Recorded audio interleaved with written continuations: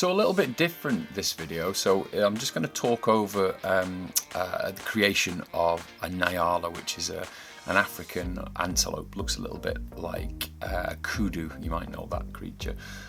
So we're going to talk over it, do a bit of chat about the concept, and just do a really relaxed chat about the ZBrush part of this kind of work, and then a quick look at what it looks like when it's 3D printed.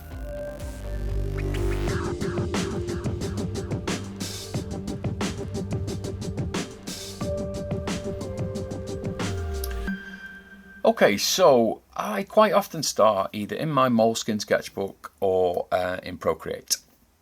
And what I'll often do is this, which is a very, very rudimentary rig. So I've got some reference, it's off screen, and I basically start working through with this quick rig. Then I'll block it out in, again, just pen and pencil or in Procreate. And then that becomes my, and sometimes I will go to 3D with this kind of level, just block something out. But with this one, I've got a reference, I've got that reference picture to work from. So I pretty much know the anatomy. So from there, I mean, I've taken the silhouette there from my reference just to help me lay out the skeleton. So then I'll sketch out the skeleton and then start working out. Now I use a lot of references from deer.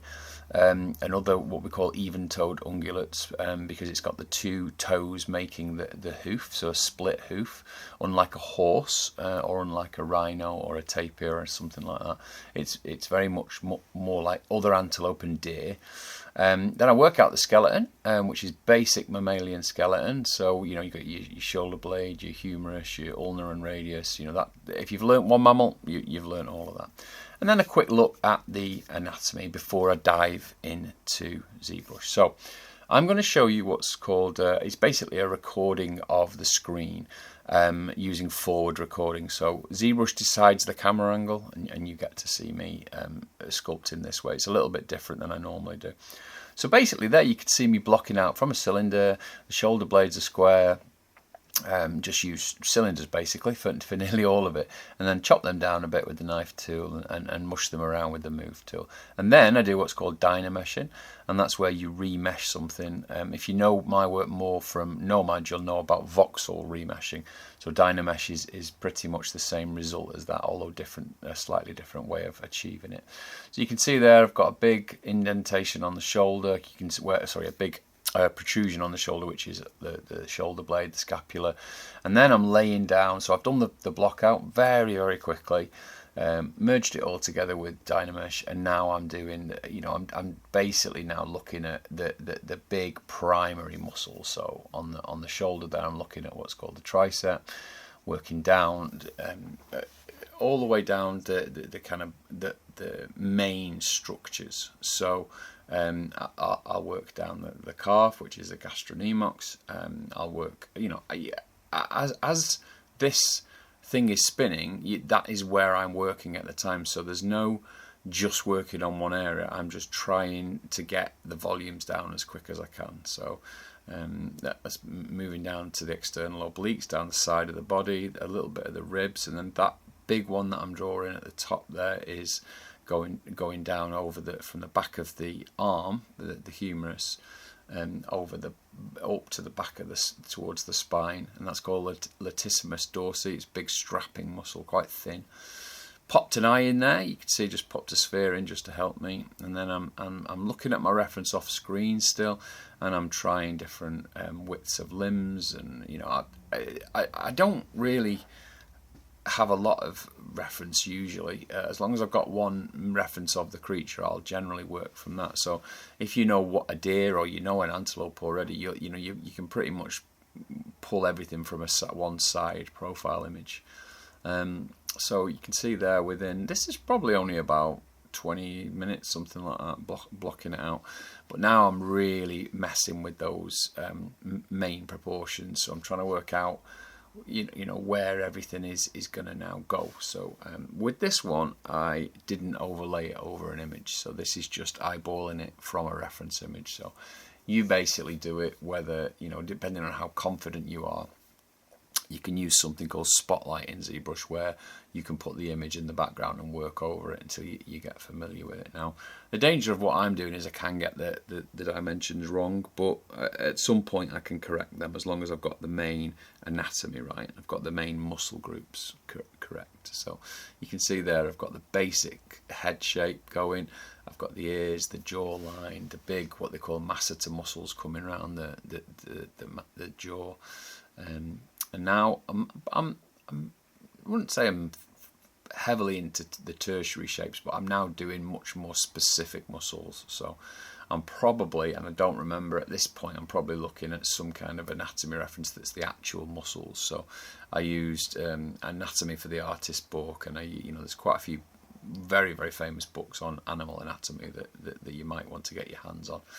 And then any muscle that you're not sure of, you can go in and you can reference it and have a look at it. And it's no good just learning muscles on one creature and that's it, because, for example, these creatures, antelope, are much more like a cow than they are like a horse. So they're in that side of the family tree, so to speak. But Bovidae, it's called, like cows.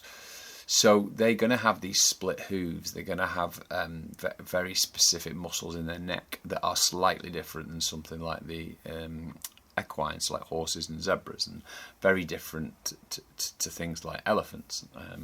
So you might, pretty much, if you do something like an antelope, you're probably good enough to do a deer. You'll get the same results because they're very similar anatomies. And you can see there I'm just refining those split hooves. Now, with the hooves, they're basically walking on. If you think of your thumb as the number one, these two hooves are fingers 3 and 4. So it's 2 fingers, and then the fingers either side of that, which is your pinky and your index finger, are tiny, and they're at the back. And they're a lot smaller, and there's no thumb. The thumb's completely gone. So once you know that, yeah, and you know it, you've learnt it well enough to sculpt it once, then if you know all of them, so you'll know everything that has that kind of pattern, because the bones and the muscles are pretty much the same. So you could use that on a cow, you could use that on a deer, as I've already said. All very similar. Now, I sculpted the front feet, and I couldn't be bothered doing the back ones, so I just chopped off the front ones, and then I just welded them back onto the back to give me a bit of speed there. So big bicep femoris around the back of the leg there, a bit more detail on the scapula, and again the shoulder area is very, very complex. I don't know if everybody really understands how complex that is, because there's muscles and deep muscles, and they all overlap each other. There's something called infraspinatus, and trapezius comes down. There's some big muscles that you might know name-wise. So moved on to the head a little bit there. So started looking at the muscles that pull the lips back, and there's the big muscle on the cheek, which is the masseter muscle, and then there's the muscle that goes up around the back of the horn, around the horn, the temporalis muscle. You can feel it on your head if you put your hand behind your eye. To the left or right of your head, and then just chew, you'll feel the muscles moving in there, and that's in your temporal fossa. And we're different than deer. We've evolved differently, but they're still all pretty much the same kind of muscles and muscle groups in there.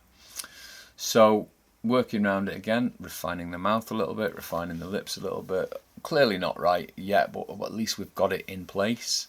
And it's, I'm actually smoothing it down. I'm only using a very, very limited number of tools. I use clay build-up a lot.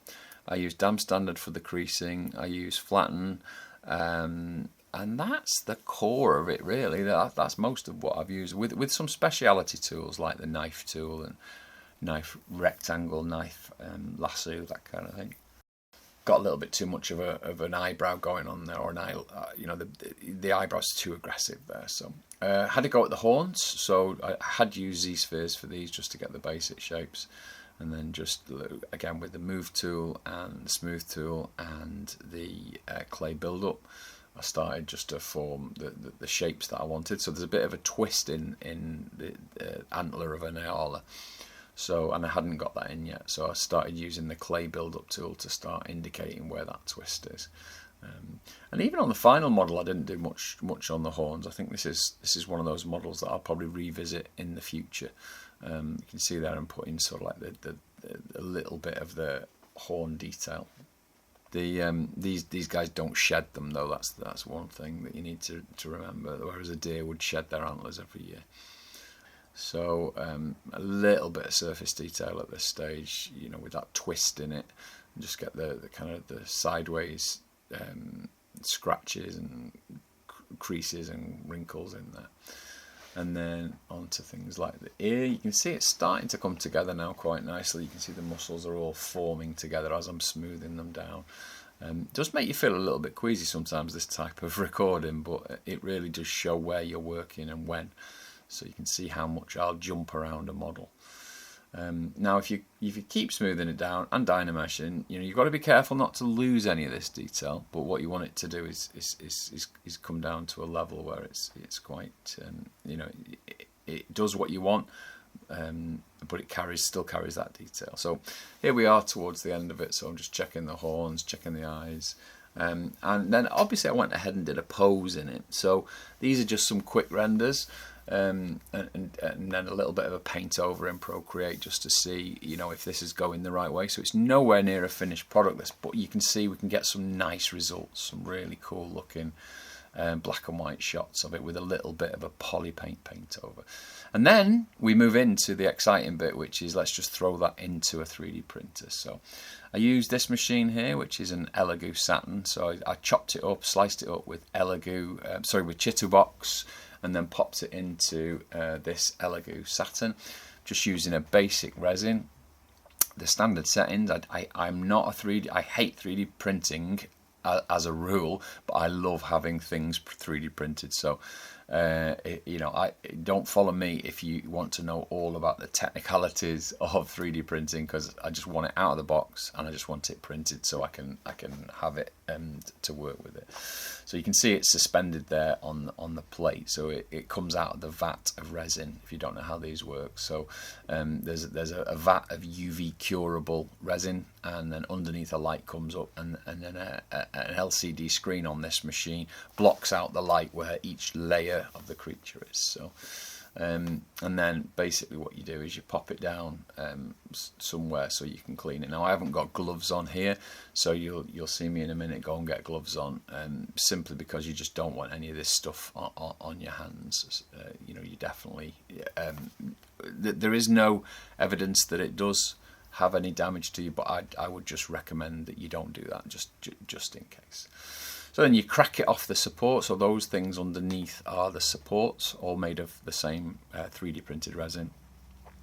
And then basically pull it off, and then it's time to clean it up and go and give it a clean. Now I'm cleaning it there with just a tissue, just to get the bulk of the resin off. But what you want to do then is put it into isopropanol to get rid of it. So you saw me then chipping off the remainder of it on the plate, and then I put it back on the machine clean, ready. So that deer then goes into a vat of isopropanol. So you can see there I've got two, one that's classed as dirty and one that's clean. At the moment I was just cleaning the clean one, as you can see. So in the dirty one, it's where I get the most resin off. So and because we've put holes in it, it will fill up with liquid as well, and then you want to drain that back out. And that's pretty much the process I use. It's very simple. As I say, I don't enjoy the tinkering with 3D printing. I just love being able to print the creatures that I make. 3D printing is, to me, it's just a process that gets in the way, whereas some people love the act of setting resin and you know, actually enjoy tinkering with all of the things to do with it. For me, it's just I want it done. I want my creature out of the isopropanol as quick as possible. So I might quite often I'll go back and give it another wash, and I will, you know, I'll do some cleanup on it as well. So it might need some bits of support might be stuck to it, and it might need rubbing down a little bit depending on the machine you've used and the quality of the resin. But as you can see here, this carries most of the details, so I'm not too worried about. I wasn't too worried about this one. and then because it's had that little bit of a soak, the extra resin comes off really quickly. So I think what you can see there is that the anatomy is carried across really well in this piece. This is probably about 15 centimeters across, something like that, so it's not huge. But you can see there, it's, you know, it's got all those major characteristics that we sculpted in to the model when we were doing it. And obviously it looks, you know, very much like the concept art, because obviously it is. And if you look at that back leg, it looks quite realistic from this angle. In fact, I think it looks better from the back than it does from the front, because I with this model, I think I'd never done a Nyala before, so I think the head here doesn't look enough like a Nyala, and it was the first one. Well, there you go. That's my process for a bit of creature design. So we've got a new creature course out. If you want to learn more of this stuff, then join us in that creature course or on Facebook. Have a great week, everybody.